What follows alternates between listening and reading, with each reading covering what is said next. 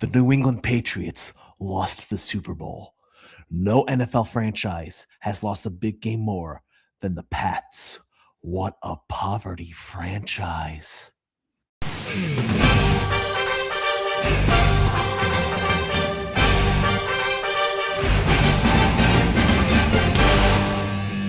Good morning, or good afternoon, or good evening, where the hell you're listening to this. You're listening to Nerds Talking Sports, the sports pod with dad bods. This is your host, Jack Knife, alongside your other hosts, the Zach Daniels, Tommy Joe. Gentlemen, how are you doing this week? Alive. Yeah, that's a great way to put it, honestly. I concur. And we made it out alive for various different reasons. The most important reason is that the New England Patriots are not Super Bowl champions. And yes, the unstoppable force, my prediction versus the immovable object, my misery when it comes to football. And the unstoppable force won. Like, any prediction I make is wrong. Yeah, well, sometimes it's okay to be wrong. I mean, I wonder, do you guys remember what you predicted? Because I think in actuality, was mine the closest? Like, whose was the closest? I think mine was closest, but flipped. I know Zach. I was 24-17 or 21-17. 21-17, I think. Well, Zach, you're the only one of us who predicted the Eagles to win. I predicted the Patriots 24 to. He predicted the Patriots. I wish the Eagles won. I picked the Seahawks. Yes, that's what I mean. Zach's the only person in our trio to pick the Seahawks to win. I picked the Patriots to win 24-20. Very relieved to be wrong. But as I'm watching the game, I kept hearing, Zach's voice going, "Well, it's a low-scoring game, Tom." Yeah. No, that Seattle defense was not a joke. We'll get into that in a little bit. Yes, we could get into that in a minute or so, because we gotta fulfill our duties. Because reminder, if you weren't here last week, we got ourselves a sponsor. This episode is brought to you by Recoil Garage, your local diesel, fleet, and performance specialist right here in Howell, New Jersey. Recoil Garage handles everything from everyday repairs to high-performance builds. Over 15 years of mechanic experience, we've got the skills to keep you moving. With extensive experience and a background in diesel fleet service, Recoil Garage delivers quality you can trust. With comprehensive vehicle services such as motorcycle and power sports service, automotive repair, performance upgrades, and custom builds, diesel diagnostics and repair, marine and boat repair, and fleet maintenance work. Whether it's your weekend toy or your daily driver, we treat every vehicle like our own. And you can support the brand. Recoil Garage merch is available too, with t-shirts, hoodies, and sticker packs straight from the online store. Visit recoilgarage.com. That's recoilgarage.com to book your service today. Yeah, let's go. Yes. We feel so professional, guys. We actually have someone throwing their money behind us, and it's an honor and privilege. By the way, speaking of Recoil, the owner of Recoil Garage welcomed his second child. Congratulations, James and Nikki. Yeah, Congratulations. That was a good read. We're gonna have to go to the booth and check out last week's read and see how we improved. I think that was definitely better, Jack. Definitely better. Absolutely, because there wasn't a completely obvious stutter. No, and you know which one I'm talking about. But anyway, let's go into the game. Zach, do you want to take the reins on this one? What did you think of the Super Bowl? Alrighty then. Well, I mean, I was hyped, and then it was like 3-0. I was like, okay, scoring on the first drive, got it, cool. And then it was 6-0. Then I got to 9-0. Like halfway through the second quarter, it's like, oh boy, we're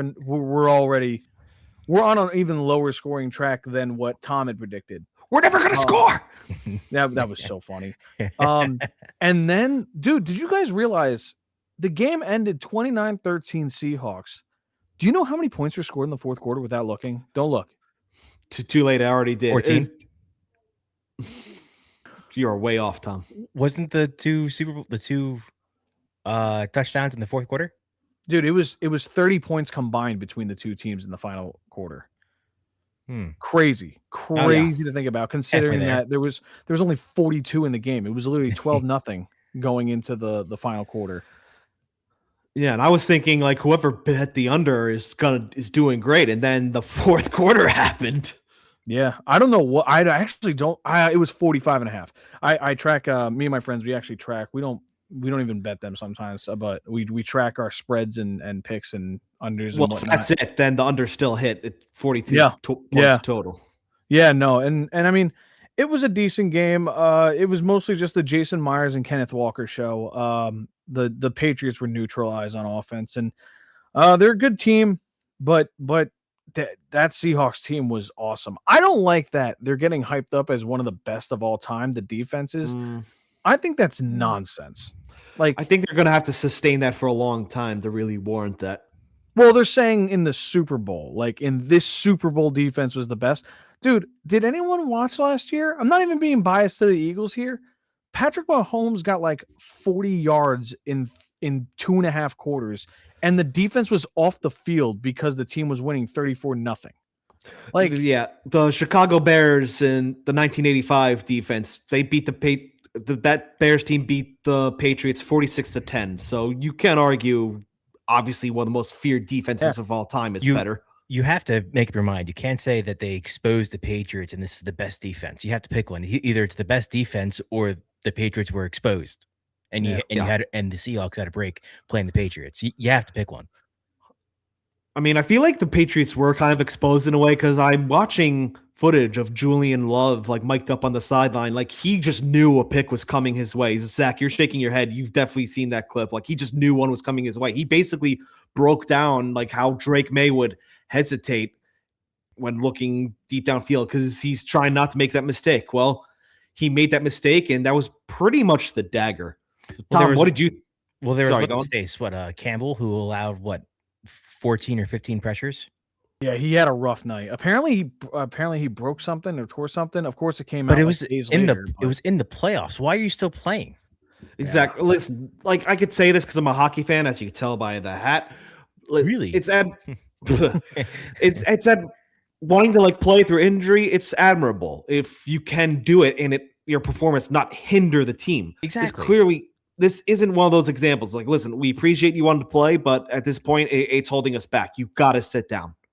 Mm-hmm. Yeah, no, it definitely hurt them because Drake May, dude, I really do think, I think they were just outmatched. I think that Seahawks team was just fired up. They were also on fire like the last couple months of the season in general. So sometimes like the hot hand coming in is just takes over, you know? So the Seahawks coming in hot, the Patriots came in hot, but again, we and I hate the easy schedule conversation. I really hate it. But like, it's kind of true though. Well, we're gonna see next year. They're not gonna have such an easy schedule. No, they're not. And I still think Drake May is going to be a good quarterback. He is. I think he played amazing this year, regardless of schedule. And you guys, the Chargers, the Texans, and the Broncos. Like, I think the Texans were the number 1 defense. The Broncos are like number 2 right there. And the Chargers were, I think, top 10. Like, they didn't beat like slouches of defenses. Now the games were ugly slogs. And and 2 of them were in the snow. So like they were just messy, sloppy games. They got to San Francisco. They were in Seattle's backyard. I'm sure there was tons of Seattle fans there. They were flying 12 flags over the bay, which I'm sure was a nightmare for 49ers fans. I mean, they were playing Sweet Caroline in its entirety to finish up the game. Yeah. Yeah, no, and the worst song ever made. Dude, and Kenneth Walker. Now, like, here's the thing, if you don't know about the Seahawks, they've been using Zach Charbonnet all year long. So Kenneth Walker usually like runs like the ball the most. He'll go 70 of the 80 yards in a drive, and then in the last 10 yards, they just give it to Zach Charbonnet to punch it in for a touchdown. I swear he's gonna finish his career with like the weirdest stats of all time, where he has like 4,500 yards, shitloads of carries, like a low like yards per carry, but he's going to have 100 touchdowns. It's just going to break people's brains. So, but after this playoff run, Kenneth Walker winning the MVP, he's going to get paid and he's going to get the ball more and he should be more respected because he really was the only offensive fireworks the entire game. Well, Offensive, yeah. I mean, I guess Yeah, you wouldn't consider Myers offensive. That's special teams. So yeah, He we'll got get snubbed. into that debate in a little bit. But speaking of Walker, today, the day of we're recording, Wednesday, February 11th, the Seahawks had their victory parade, and the GM said to the crowd like that Walker was asking him about his new contract, and it was a little awkward. Well, wait. You mean during the parade where everyone gets hammered? Probably, but yeah, Tom, what did you think of the game? give me 1 sec, Jack. You go. Okay, my opinion on this game: if the Patriots weren't involved, I would have said it was like a boring game. But I got the result I wanted, which was the Seahawks winning. No, the Patriots are not the team to first get to 7 Super Bowls. What a relief. Listen, you saw by the cold open how happy I was that the Patriots lost. I mean, who loses in the Super Bowl? You know who hasn't lost in the Super Bowl? The New York Jets. or the Titans, or the Jaguars, or the Texans. The Titans lost. No, the Titans have lost. Sorry. Yeah, the Titans lost to the Rams. The Jaguars or the Texans, they haven't lost either. Also made it, but but yeah, as honestly, huge shout out to Sam Darnold. He really turned his career around. He did great in Minnesota, and the Vikings were committed to JJ McCarthy. They drafted him, and then he got hurt. They brought in Darnold to fill the void, but they were like, okay, thanks, Sam, but we're going to stick with the kid we were taking a chance on. And that was enough to impress Seattle, and he plays great for him. Like, he had his Sam Darnold moments, but overall, there was a huge noticeable improvement in him this year. This game, he didn't put up any sexy numbers, like 19 for 38 on completions, 202 passing yards, and 1 touchdown pass to a wide open AJ Barner. Yeah, no. Oh, dude, he didn't look amazing, but I think we're also he did what he needed to do.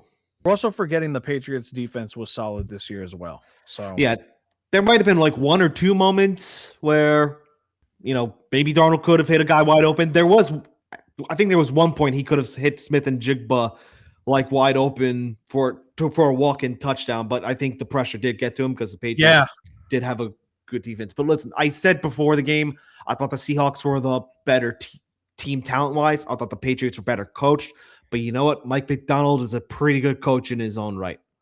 Yeah. So I think that theory might be like, you might challenge that. I mean, Mike Macdonald has that team. They were good. Were they good last year? I thought they were good last year, or good enough.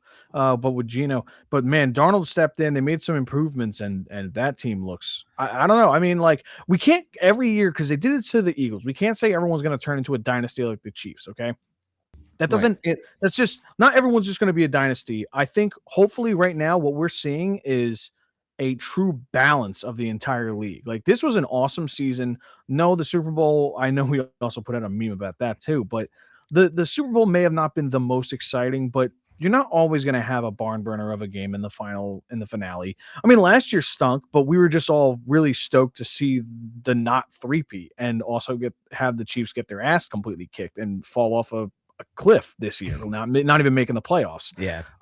So it's like, we're not going to like crown them as like a dynasty yet, but man, this year was crazy. And Darnold, this was an entertaining NFL season, even with my favorite team being ass. But that's just like any other NFL season. So yeah, I mean, you gotta have some things that stay the same.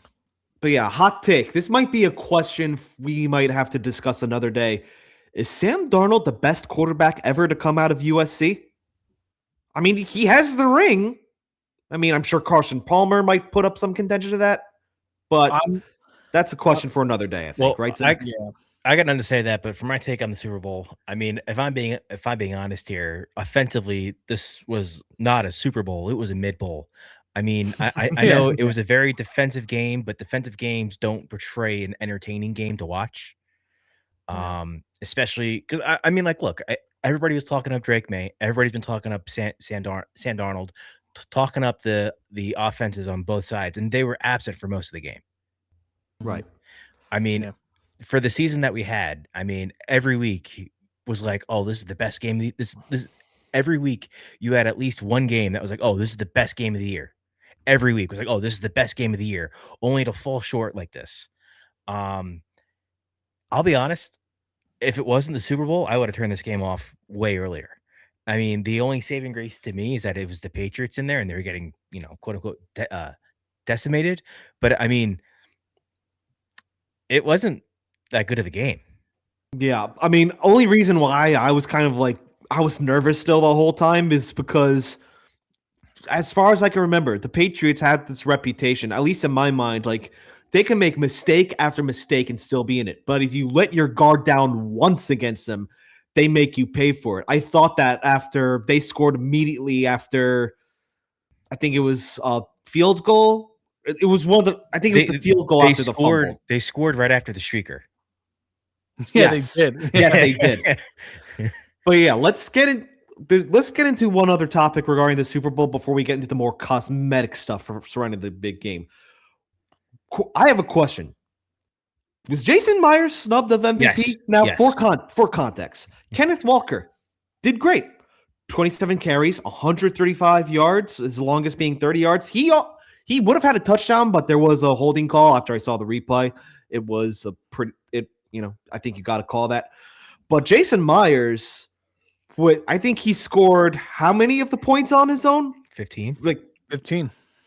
Or 17 if you count the extra points. Yeah, 17 the extra points, yeah. Yes, and quietly becoming the player to score the most points in a single season, including playoff games, with 200. I forgot what the number is. I think it was like 206. But regardless, Jack, come on. I have to bring that back up now. But he passed LaDainian Tomlinson, who broke that record in 2006 with 198. I'll get up that real number for a second. But guys, while I look that up, was Jason Myers snubbed? Yes. Absolutely. I get it. I get it. As argued. And yes, it was 206 points. That Kenneth Walker was like the only real entertainment when it comes to offenses. But man, Jason Myers, just money. He gave them, I think, with every kick he made when it got to like, wasn't it 12-0 at one point? I think it was. Yeah, it was 12-0. Yeah, because then the 30 points came in the fourth quarter. It was 12-0, I think, going into the fourth. It was crazy. He was just so money. Like come on, man. Let's just give it to the kicker for once. All right? Like, he's the real reason they won. Every kick he made was just demoralizing the Patriots. Mm-hmm. Just give him the MVP, because by the time that A.J. Barner touchdown happened, it was game over. We all knew it. But yeah, I got 2 points on that. I mean, kicking really is a thankless job because, unless it's a game winner, they don't really get the credit they deserve. But if they miss, they're basically public enemy number one and the reason for whether or not you lose. But even they don't really get the credit when they do win. And I'm totally guilty of it. I always say, like, you have one job, but like I extend some grace when it's bad weather. But I think this would have been an appropriate time to give the kicker the MVP. That being said, Zach, you said every field goal demoralized the Patriots. Do you hear that, Sean Payton? Going for it on 4th and 1 with Jared Stidham? Just take the points. Yeah, no, they took the points, man. They took the points, and that's what I think. Every kick, because they couldn't do anything on offense. They couldn't do it. It was the same thing as the Broncos, like you said. Now, granted, the Patriots did end up scoring, but it's the fact of every kick just demoralized them more and more. It just felt like it is the Super Bowl. It's the playoffs. Like, these teams are meant to be good. It's not these defenses are supposed to be good. That's why they're here. And of course, the Seahawks had arguably one of the best in the league. Maybe, again, right behind maybe the Texans and the Broncos. And they just shut them down. And Drake May couldn't do anything. And it's not Drake May's fault. He was under pressure constantly. And again, not just Will Campbell. Like, a lot of guys were just coming down on him like a fucking tsunami every got play. sacked what 5-6 times? 7 times, I think. Six, It was six times. I have it up right now. I saw some AFC East roundtable discussion. Someone tried to say Drake May outperformed Sam Darnold. Like, okay, putting up stats in garbage time, absolutely not. Yeah. Patrick Mahomes had like 250 yards last year in the fourth quarter because the Eagles' third stringers were in. Like, don't look at that. You got to watch the game. Like, it was tough. Drake May had a tough day, and he missed throws when he needed to make them, which sucks. But he's only a second-year player. He got what, 3 first downs? Dude, it was crazy. The Seahawks. I mean, there was the one big pass he had to Stephon Diggs, who like spun the ball despite being down like X amount of points, only for Cardi B to like dump him at like halftime or whatever it was. Yeah, I hear Cardi B talk, and then I'm like, give me back Taylor Swift. I take back all of like my complaints about her. Dude, what was I thinking? Oh, I got another prediction correct. I said there would be a defensive score. You did. You did. I did say that, and that was I thought it was going to be a fumble. I thought it was going to be a mix between a fumble. I didn't see it was very. I couldn't believe that was an interception, but Uchenna. How do you say this guy's name? Oh, I don't remember his name, and Uchenna Nwosu. Nwosu Either sounds way, familiar. NWOSU. That play when Drake May dropped back and the ball came out of his hands, I was like, did it hit the ground? Is it a fumble? Is it an incomplete pass? I thought for sure it was a fumble, but like I thought. But it didn't matter, Jack. It didn't matter. The ball never hit the ground. It was caught in midair. So whether it was a fumble or an interception, it didn't matter. Yeah. It was in the air. I was like, holy shit! And that was when I was like, it truly is over. It's truly over. Like, I obviously I put it out of reach, but I was like, wow, what a statement. Kenneth Walker would have just been like icing on the cake for the offense, and that MVP would have been well deserved. But yeah. I mean, it's well deserved still, I guess. But it was more like, come on, give it to the kicker. He genuinely made the biggest difference in the game, in my opinion. Kenneth Walker kind of helped him get into that position, but he nailed those kicks when he had to in the biggest stage that there is to have. So. Yeah, absolutely. It's like each kick, like the Patriots, like, oh, great, it's just one possession game. Oh, now we have to score a touchdown. Oh, now it's a 2 possession game. Oh, now we need 2 touchdowns, et cetera, et cetera. Just keep building the house. But anyway, Tom, I know you wanted to talk NASCAR, but before, let's just put a bow on. Yeah, go ahead. Super Bowl coverage. More cosmetic stuff. What do you think of the commercials, and what do you think of the halftime show? I'll start. There were only a couple commercials I really like. That really come to mind to me. Like, I'm not as excited for Super Bowl commercials as I used to be. I did love listen, I'm a Yingling guy, but I did love the Budweiser commercial with the baby bald eagle being raised by the Clydesdale, the Pegasus. They always hit. The red-blooded American that just brought a tear to my eye. And there was a funny commercial. I don't remember what it was for, but it was regarding like a prostate check. And it was like saying like you can relax your butt, basically. Because you would like that, Jack. It was funny. Yeah. Mm-hmm. But yeah, the halftime show, I mean, it was okay, I guess. I never cared for the halftime show. All I know is that we're never getting Metallica. I'd love Metallica, but that's never going to happen. They need something. Yeah, they need some. Thanks to the Who. You'll probably touch on that, but yeah, they need like the normies need something for the halftime show. But anyway, who wants to go next? I'll go next because I know Zach is pretty opinionated on, not opinionated, but he has his. Well, we'll find out. Well, I'll say this before you go, Tom. All right, okay. and then I'll just leave it to you. It's a fucking psyop. You're all clowns. Yeah, all right? yeah. Like I didn't watch it, but it has nothing to do with that. I genuinely I don't think I haven't genuinely watched a halftime show in a while. I literally get up, take a piss, refill my food, get another beer, look at my parlays, and by that time, usually the halftime show is over, and I'm ready to just. I'm literally. So I didn't. Yeah, go ahead, Tom. I didn't care. I mean, as far as the commercials go, I felt like they've definitely been getting funnier. However, the thing I didn't like about the commercials, I felt like most of them were AI, were in support of AI or tech. Yeah. Oh, by the way, the best, another might be the best commercial.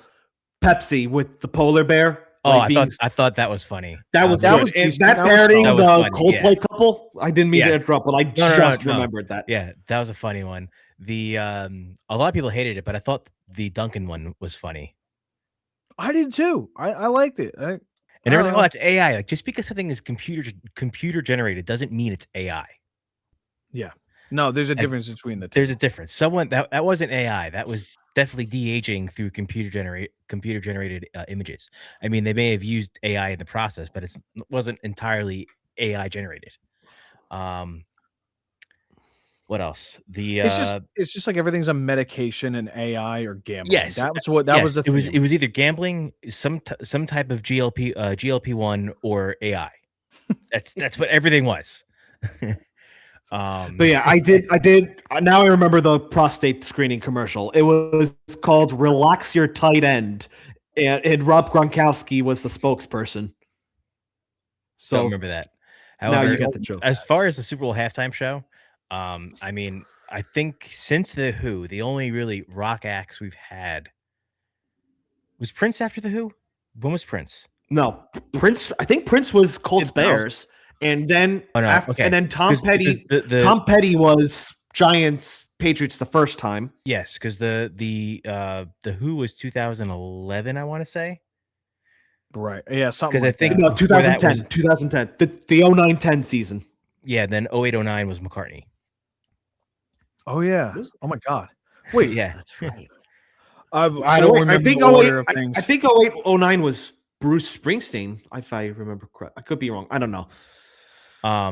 However, Roger Daltrey sounded horrible. Pete Townsend is not the same, and it was just a bad show. And that was the last time we got classic rock for the halftime show. So that ship has sailed. Any classic rock band, I mean, I guess now you might consider Red Hot Chili Peppers classic rock now, but they weren't when they did it. No. Listen, I'll say this regarding the Who. Wait. Okay. Let me get to my point. As far as I haven't really paid attention to a halftime show since I think The Weeknd did it. What, 21? Yeah, yes. It was. I think that was a pretty good show. 2020, 21. As far as this one goes, I mean, I'm not really a fan of Bad Bunny. Not saying that I don't like Spanish music. I like Spanish music. I just not a big fan of Bad Bunny, but I did think the presentation of the show was really good. I like the optics of how they made it look like his hometown. I thought that was pretty cool with all the people. It was good to watch. Yeah, my friend Dylan Burns worked that, and he actually brought home, like, to his girlfriend one of those bushes that the costumes that the people walked in. But yeah. All right, Jack, what do you want to say about the Who? I will say this about the Who. I did see them live 2012, December 2012. They performed the entire Quadrophenia album. It was a good show. Well, again, I'm sure the halftime show is a different animal altogether. You know, yeah, you have 12, 15 minutes to perform, and you're cutting up your songs, and you're rushed on. You don't have a sound check, really. I mean, it's if you're even playing live. Yeah. It's a medley. And medleys are complicated. I feel I'm not a musician or anything like that. I played the drums growing up, but like I never really got into an act or anything. But man, those medleys look crazy because you got to be on point with like everything. Yeah. Like you got to go from like you're only doing like a quarter of a song and then jumping right into the next one, and you have to move all around the stage. And I still haven't even watched the Bad Bunny one. I genuinely like literally forget the politicization of everything. I don't know his music either. I know him as a professional wrestler, as a part-time professional wrestler, and he was good at that. He definitely needs to take up some more acting. I saw the clip you said, and he definitely needs to get into acting more for sure. Dude, you should watch that wrestling match. Like he was in awesome. Happy Gilmore too. And listen, did Shakira and Jennifer Lopez performed the halftime show in 2019-20. If I'm not they had to have sang some songs. They had to sing some songs in Spanish, didn't they? Yeah. Jack, Bad Bunny was in that act. He wasn't that act. That's right. Yeah, I never knew who he was. He was on stage. I was like, who the fuck is that guy? Yeah. At least now I know who that is. Whatever. When people want to argue about that, I'm like, you have fun with that. I'm just gonna, like I said, the halftime show is when we stack up on snacks. It's all a psyop to make us divided. Exactly. So time to shift gears. Oh yeah. Shifting gears. Let's Shifting go. gears, shifting it. Time to drop the hammer. No, you're not. No, you're not. Damn, All right. beat me to it. All right, Jack. I know you're going to want to talk, but I think we should let Tommy introduce us to the 2026 NASCAR season. So, the season is officially upon us. The clash has happened. Practice happened for qualifying this morning, and right now, as we record, pole qualifying for the 500 is going on. All the back markers are going right now. Right now, you got Priest on the pole. I mean, there's only 7 cars, so not really much to go off of right now. Tom, if I'm not mistaken, only the top 2 qualifiers know their actual starting position, correct? Yes. So the top, so that's why this is called pole qualifying, because only the front row is locked in. And then I believe so you have your inside row go race the first duel, your outside row race the second duel. And then you have I believe they changed it this year that now the top 2 open cars that qualify are locked in, regardless of how they do in the duels. And then there's only 1 spot available in each duel for another car to race their way in. Obviously, if you have a charter, you're locked in. But if you don't have a charter and you're not locked in on time, you have to race your way with the duels. Mm-hmm. But there's a little, which will be tomorrow at the time of this recording. Which will be today as the time of this. Well, tomorrow, if you're watching it, it'll be tonight. Jack, don't confuse them. I thought the duels were Thursday. Yes. So when you watch this, this would have already happened, and I can't talk about it because it hasn't happened yet for here.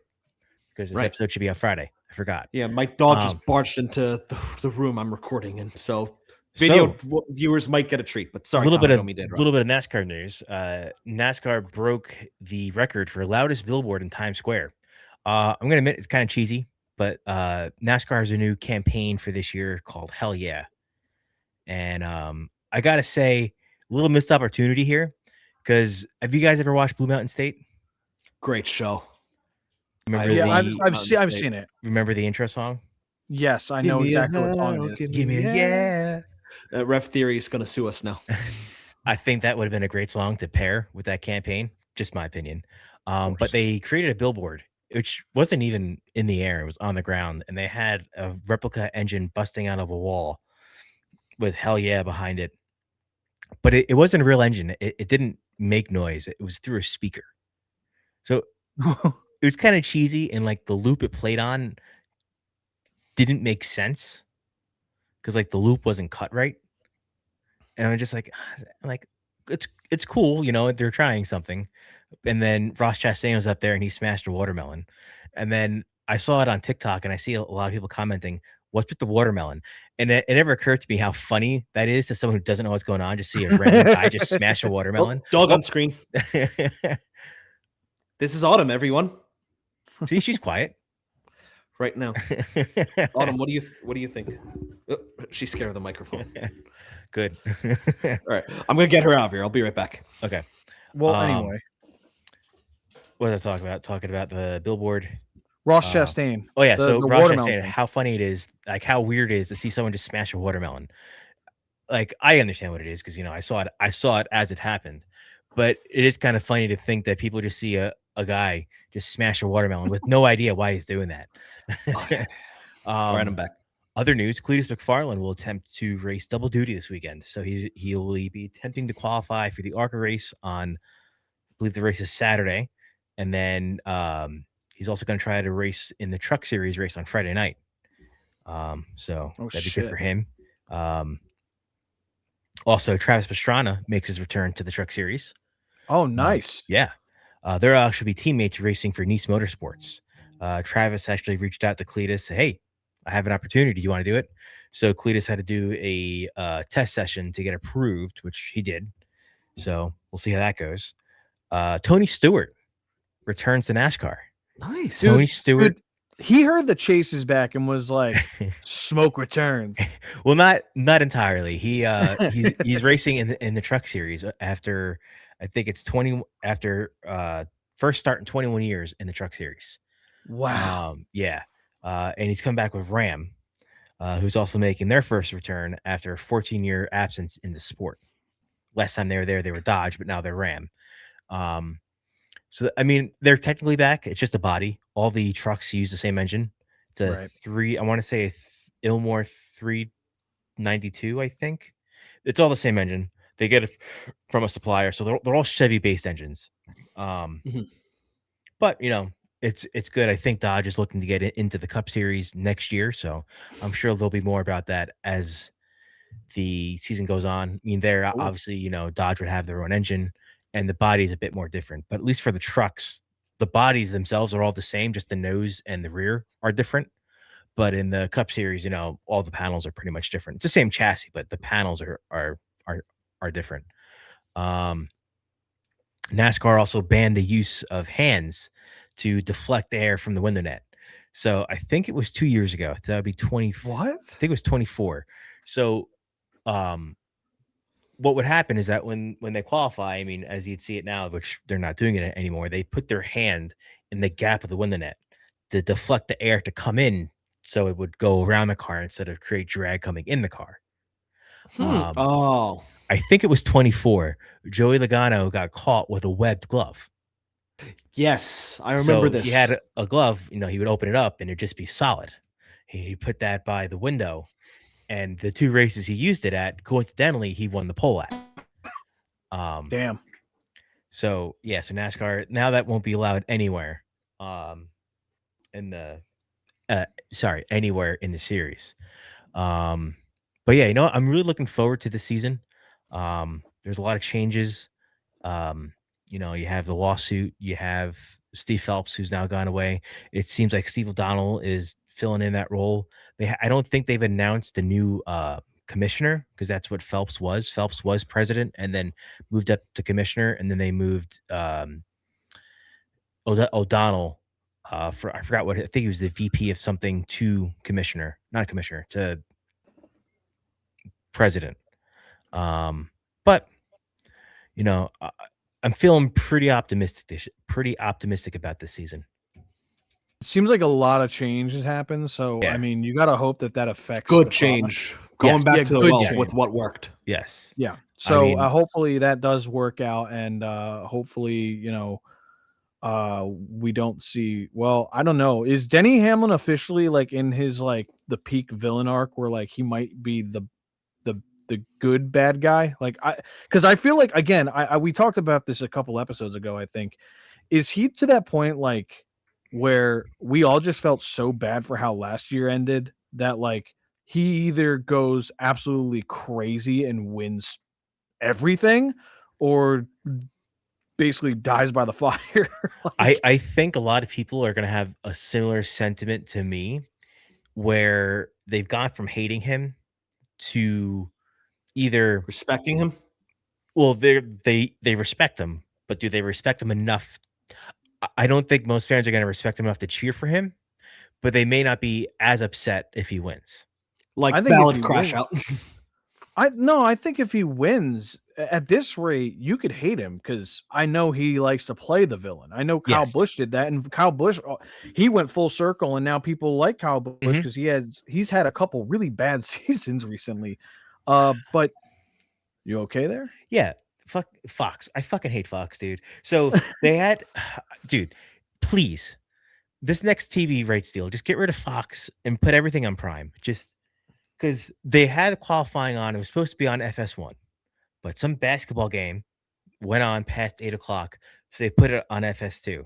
I now look back at the TV, and now I guess the game's over. Now it's back on FS1. So now I got to go look for FS1 again because I have YouTube TV and it's not like a specific channel.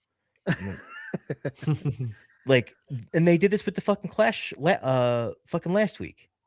Yeah, you were. It was on saying that. Fox and it went over, and they put it on FS1 because the Masked Singer. The Masked Singer. Yeah, no, it seems like, Kyle Busch went full circle, but also Kyle Busch has won plenty. Denny Hamlin has been the you can't win. Like, he wins a lot, but Yeah. never gets there. But last year, I think, broke the straw on so many things. I mean, like you said, so many changes happened, but also in the sense of the way the sport was officiated in the standings.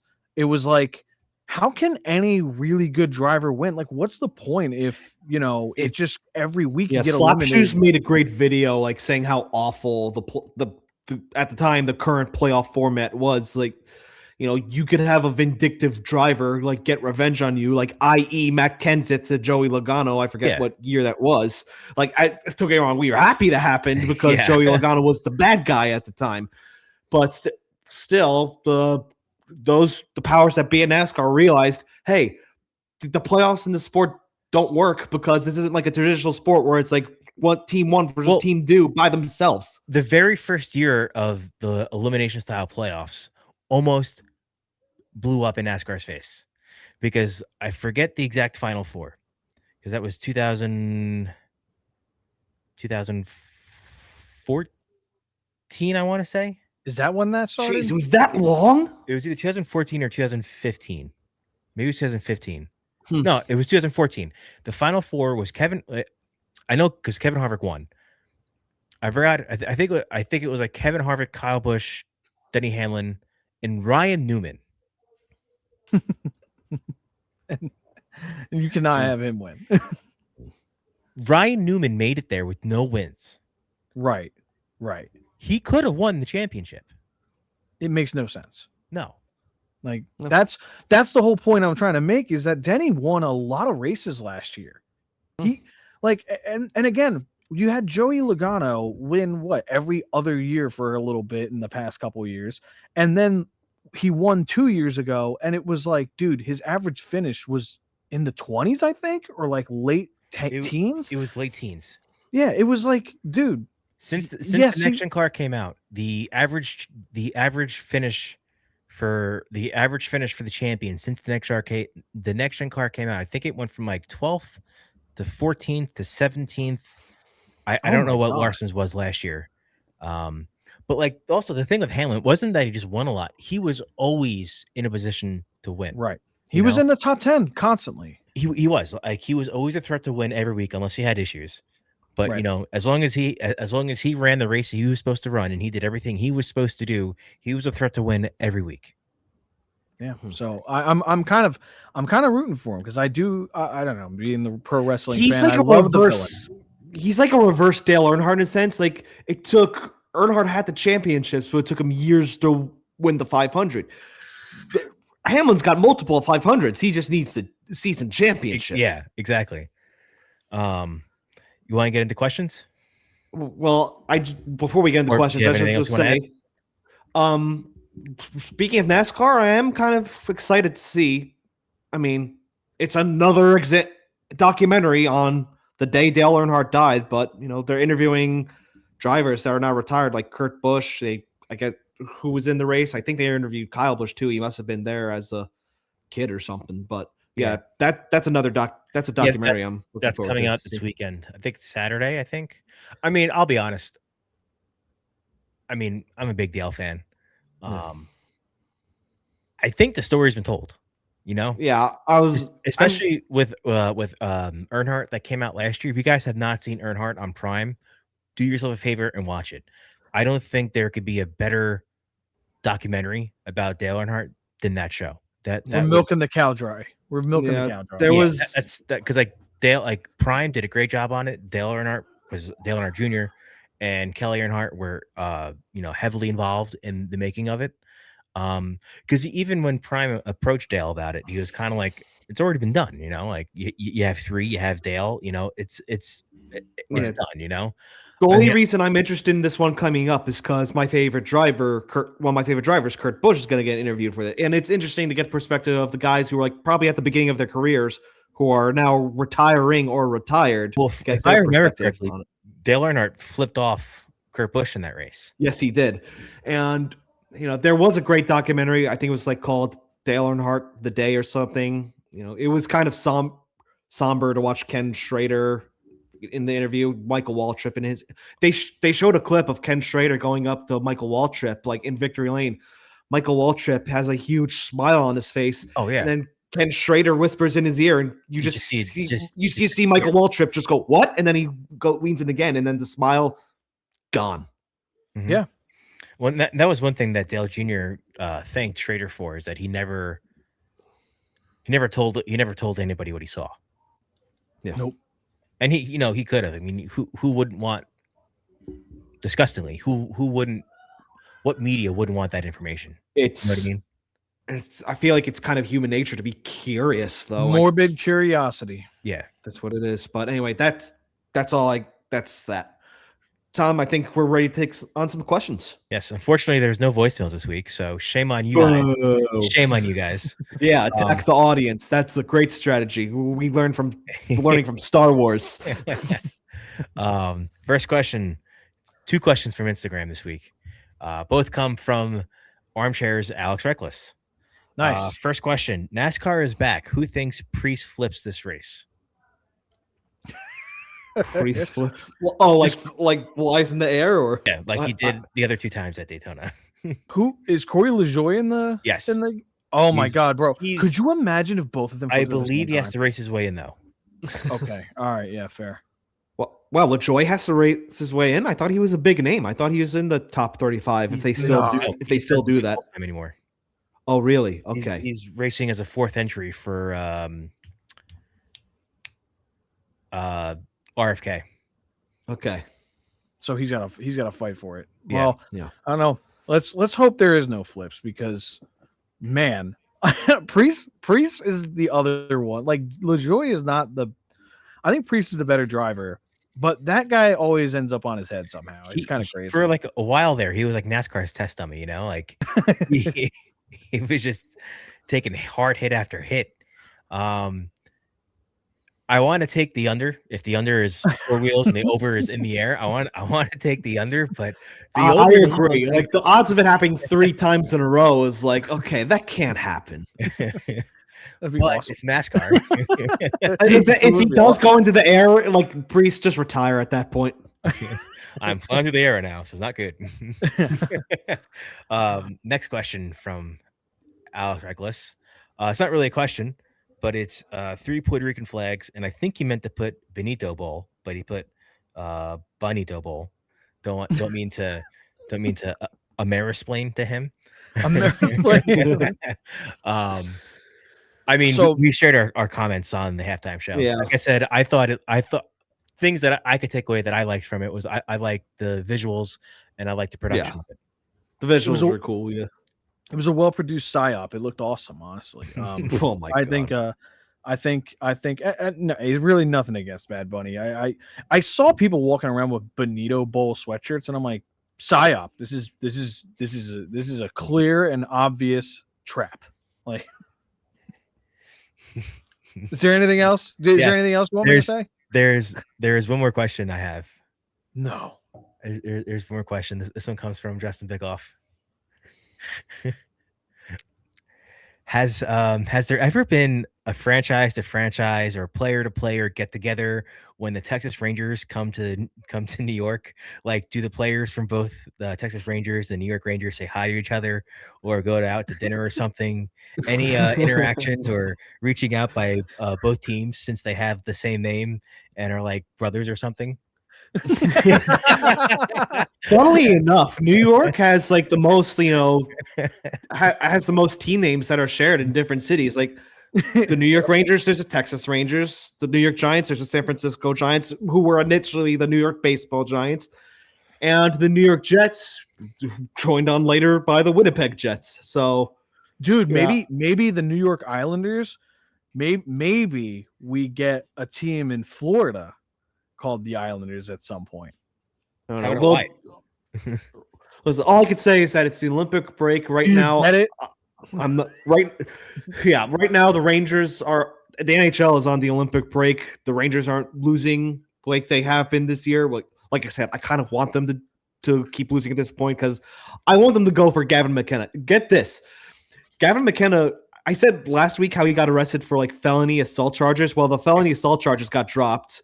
Apparently, he punched a kid who was like constantly insulting his mother. His mother was there. So I'm not going to condone it, but at the same time, it's not like he was necessarily trying to kill someone. I think it was just a stupid bar fight or something. I mean, again, I don't condone it, but I will say I think there might be. I know there's video of the New York Giants and the the San Francisco Giants getting together. So I think there, if I'm not mistaken, there is. Now that I think about it, there is. Wait, really? Yeah. Well, what about the I don't trust your smile. I don't Carolina trust your Panthers, the Florida Panthers? I wouldn't know. That's an odd question, though. I really enjoyed it. Like to get together or something. Like have dinner or something. Like they're kind of like brothers. They both share the same name. It is, but I think that's just about it for today. Anything else you guys want to add, or? Just remember that every day that we record, we put out a story on our Instagram and our Facebook. Please respond to that story. Also, attached to that story from now on will be a link to our website, so you can go to our website and leave us a voicemail. Bottom right corner of our website, you'll see a microphone icon. Click on the icon, and you can record and leave us a voicemail, and you'll have it heard on the episode. Yeah, get yourself heard on NTS. Zach, you got anything to add, my man? Don't fall for more psyops. Fair enough. And if someone's insulting your mother at a bar, just walk away. Reminder, this episode was brought to you by Recoil Garage. Book your service today at recoilgarage.com. If you made it this far, thank you very much for listening. Be sure to follow us on Facebook at Nerds Talking Sports, on Twitter and Instagram at N_T_S_podcast, and to subscribe to us on YouTube or wherever you get your podcasts. This is Jackknife alongside Zach Daniels and Tommy Joe. Have a wonderful night, everyone. Bye.